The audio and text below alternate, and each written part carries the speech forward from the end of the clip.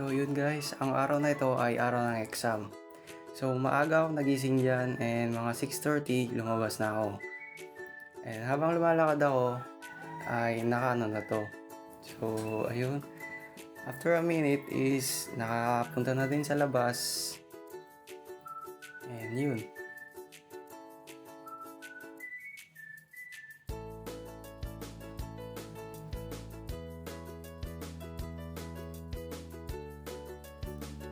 After makalabas and that's cut. Nung nakapunta na ako sa labas, nasa kalsada na ako and naglalakad na ako dyan papuntang bus stop para maghintay ng bus. And dyan, naglalakad-lakad lang ako kasi wala pang bus na makita. Meron ako nakitang bus pero ito yun, ano naman, di aircon kaya ayun, hindi muna.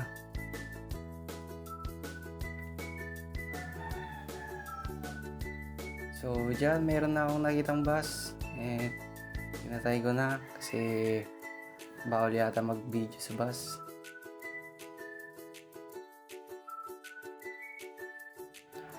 After makababa ng bus, ayun, naglalakad ako hanggang sa pumunta na ako sa bypass yata to sa taas. Ayun, sa sobrang dami ng tao, estudyante, di ko na tinas yung cellphone ko kasi wala maraming tao.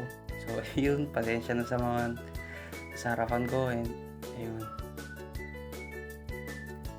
And pagdating ko naman sa taas, sobrang traffic ng kalsada ay so ayun traffic talaga sa pag-umaga. Ang daming estudyante kapag umaga kaya medyo natatraffic kasi ako. So ayun, yung pababa na ako, ayun. And that's it. So dito na ako sa gate ng DIMSU and papasok na ako dyan.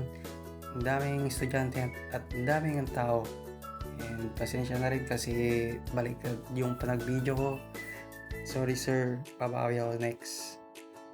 And dyan, tamang lakad lang ako kasi late na talaga ako dyan. And hinahabol ko talaga yung oras ko.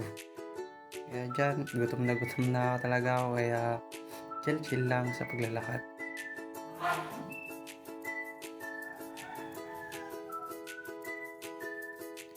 Pagdating ko naman sa taas, ang building ay napatanaw ako dahil ang daming estudyante at ang daming motor na aking nakikita sa baba. And so ayun, ang init-init sa labas. Tamang lakad lang ako sa and tamang pasok lang kasi akala ko late na ako. So ayun, medyo marami na pala sila.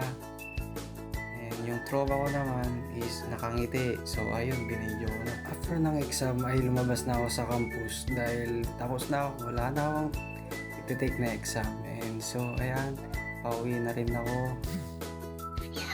And sakto meron ako nakitang bus kaya bilis-bilis akong pumunta agad. And so ayun, papunta na ako dyan and pasakay na rin.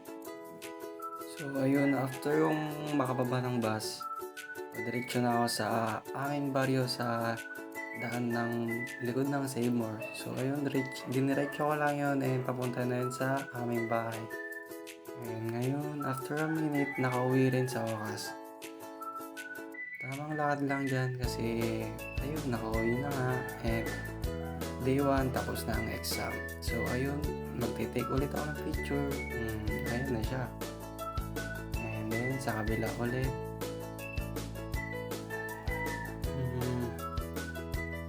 That's all. Thank you.